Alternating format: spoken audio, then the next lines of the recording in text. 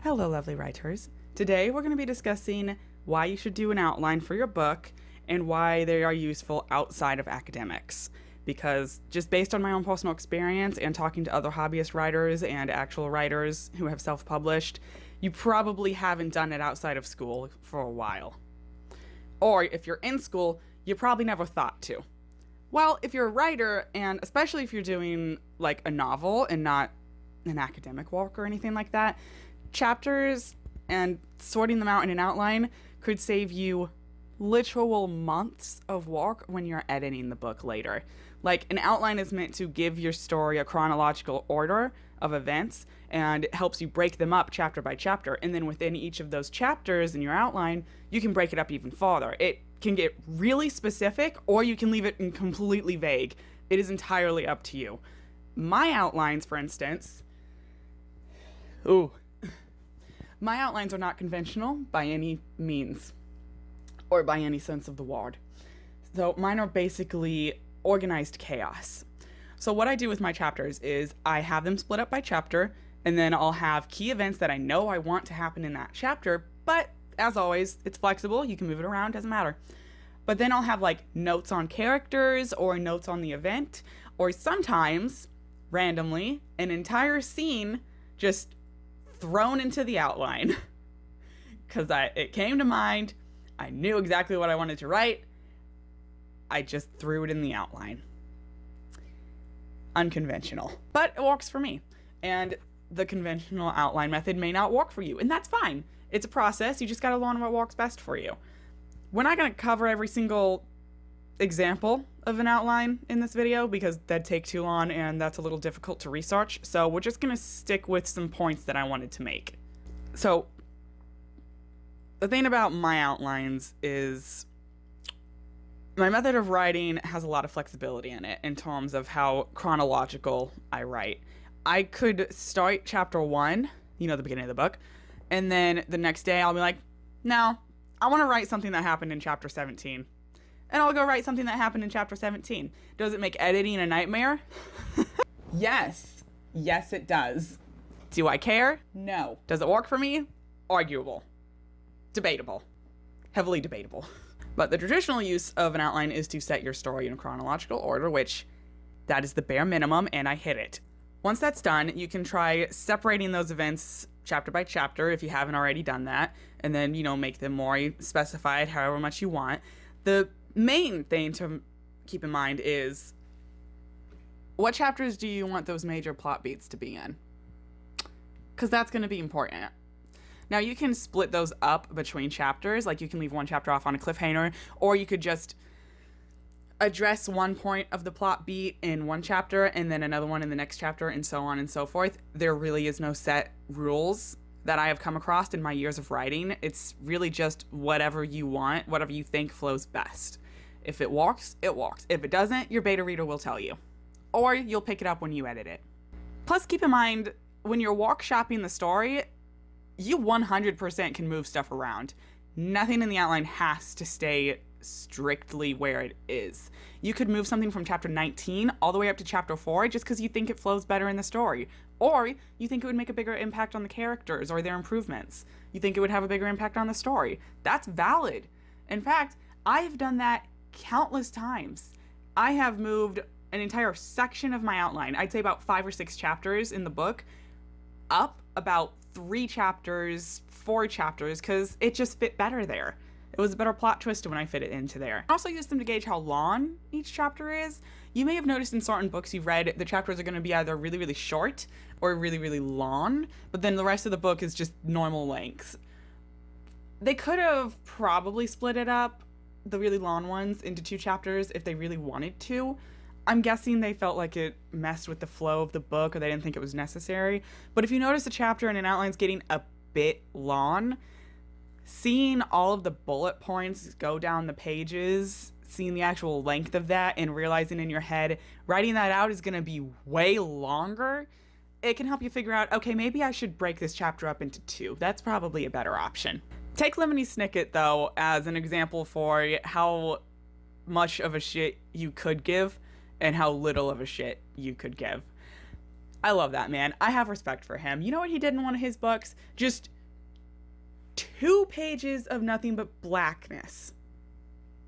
And then in another book, just an entire page of the word ever on repeat. The man didn't give a fuck, and I respect him for it.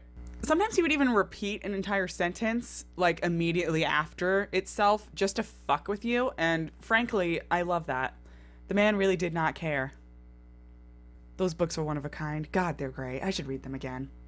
You can also put as many plot beats as you want into any chapter. It doesn't have to be 1. It could be none. It could be 3. You could oversaturate the hell out of it and just completely overwhelm your reader if you want to do that. If you think it walks, it walks. Fuck it. There's no actual convention to writing.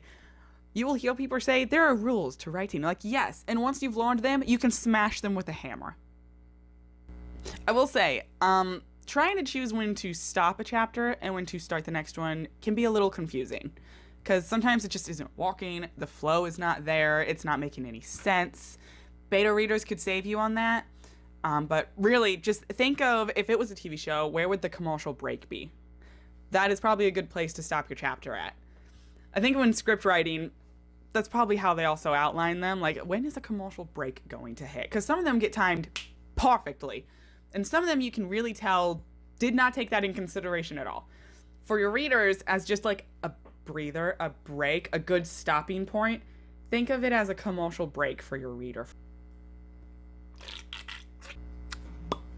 Next, you have to ask your book, is it going to be one installment or is it going to be multiple? Because that will heavily affect your outline. If you have to break your entire story up across multiple books, you're going to need to decide where to end each of those books. One of the stories that I'm workshopping, the one I've been workshopping the longest, I have realized is just, it's gonna have to be a trilogy. It's just going to have to be a trilogy. It might be 4 books. I don't know yet. So I broke up the story into major points and then walked on those separate outlines. And let me tell you, it's gonna save me months of work when I actually start writing this thing, because it's a behemoth. I actually have a more organized outline for that than I do any of my other walks.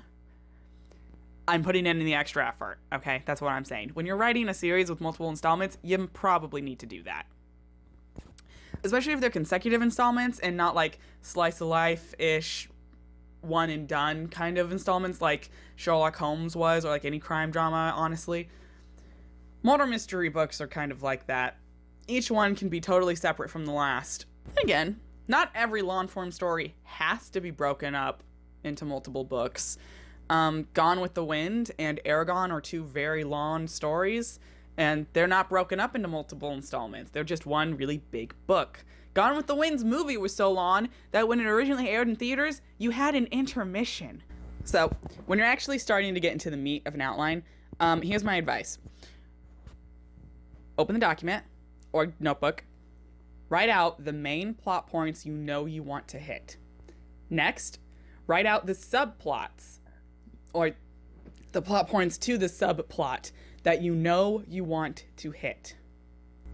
Maybe you can walk in some events like around those things, like just like the meat of the story, little character development things you want to sprinkle in if you know certain ones that you want to be in there. That's also helpful.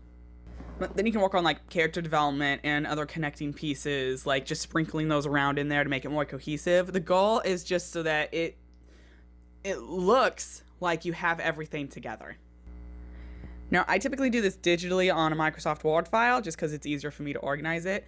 But before I got my own laptop and couldn't have as much unlimited access to the home computer as I wanted, I would do note cards and put them on a board or lay them out on the floor and then just shift them around. And then when I was done, I would pile them all back together in a nice, neat row and then just throw it onto the computer after that.